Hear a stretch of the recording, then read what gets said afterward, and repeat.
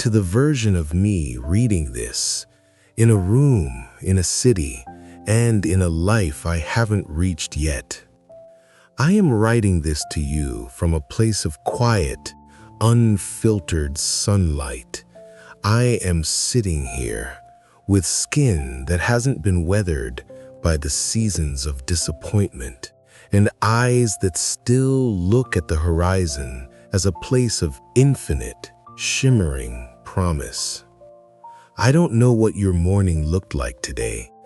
I don't know if you woke up to the sound of an alarm clock you've grown to resent, or if you're sitting in the driver's seat of your car right now, staring at the back of the vehicle in front of you, wondering how you ended up in a life that feels so incredibly small.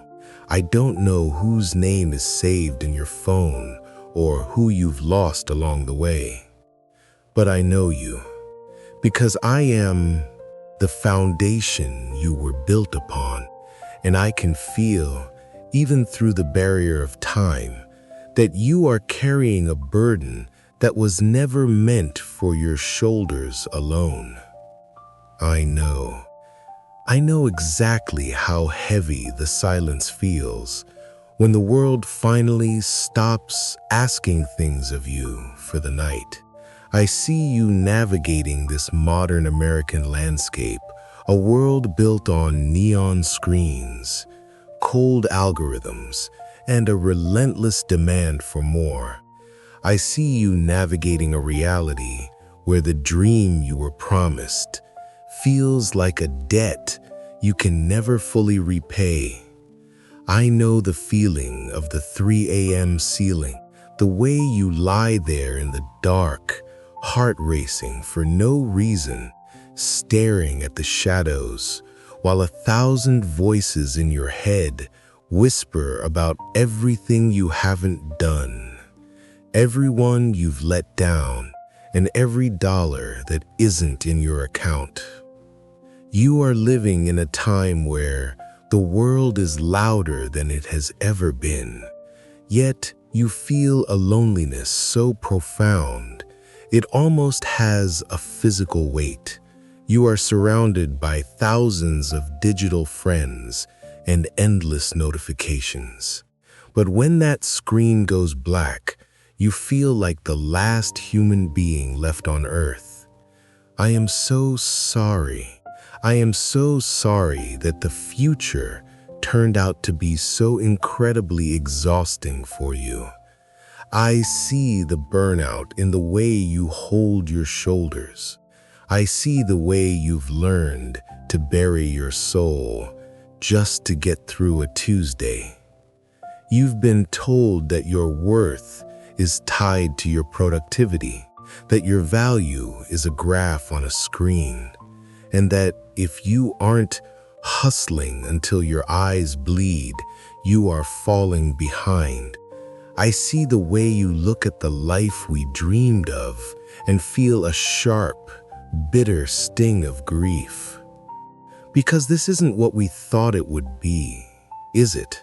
You feel like a ghost in a suit, a shadow in a cubicle, a stranger at your own dinner table. You look in the mirror and you don't even recognize the person looking back, because that person has learned how to survive, but they've completely forgotten how to live. You think you've failed me. You think you've lost the kid who used to believe the world was a playground. Please, stop. Take a breath. A real deep, shaky breath, the kind that reaches the corners of your lungs you've been ignoring for years. I am not disappointed in you. I am in absolute breathless awe of you. Do you have any idea how much strength it takes to keep your heart soft in a world that is trying to turn it to stone? Do you realize how brave you are for simply refusing to break? You have carried the weight of an entire era, the anxiety, the division, the economic storms, the crushing isolation, and you are still here. Your heart is still beating. Your spirit is still intact, even if it's covered in scars. Those scars, they aren't marks of shame. They are the medals of a warrior who hasn't been defeated yet. You are not a victim of your era. You are the survivor of a war that nobody else can see. And I am so proud of you for just staying alive. But now, I need you to remember who we are. I am the one who gave you life. I am the one who looked at the stars and decided that we were going to be someone magnificent. And I am telling you, right, Zoe, from a place of pure, unrefined, and reckless belief, that the me you think you lost is not gone. I am tucked away in the center of your chest, waiting for you to stop listening to the world and start listening to the fire. Wake up. Look at your hands. Look at them. They are my hands, but they have the power of decades behind them now. They are hands that can build, hands that can fight, hands that can reclaim everything the world has tried to steal from us. I didn't push through the challenges of our youth just so you could vanish into a spreadsheet. I didn't believe in the impossible back then, just so you could accept average, right, Zoe. You think you are a victim of your circumstances? You think you are a victim of the economy, of the algorithm, or of the mistakes you made when you were just trying to stay afloat. No, you are the master of the flame. You are an American spirit, built from the DNA of the dreamers who looked at an ocean and saw a bridge, and the rebels who looked at the impossible and said, "Watch me." That blood, that fierce, unyielding, and unstoppable power is screaming in your veins right this second. It doesn't matter how many times you've fallen. It doesn't matter how many no's the world has thrown at you. The only thing that matters is the yes that is still burning in the center of your chest. Stand up. Square your shoulders. Let the world see that the light in your eyes wasn't extinguished. It was just waiting for the right moment to explode. Every struggle you are facing is just fuel for the comeback. The burnout is just proof that you have a fire that needs a new direction. The loneliness is just a call to find the people who actually matter.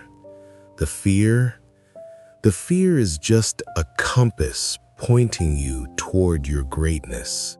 The world wants you to stay tired. It wants you to stay small.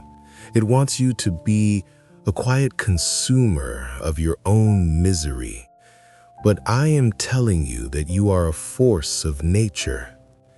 It is time to stop surviving and start commanding. I need you to find that hunger again.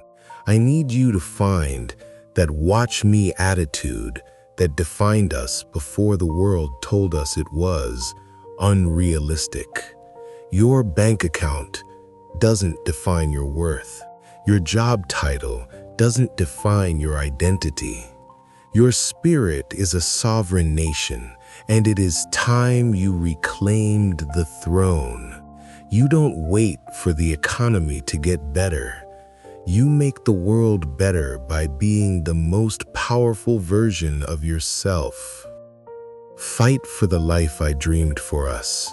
Fight for the peace that you have paid for with every tear you've ever shed.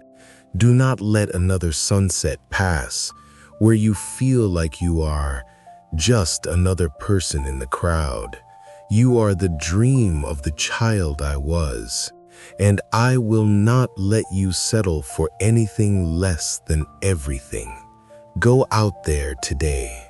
Look at the world and let it see the fire in your eyes.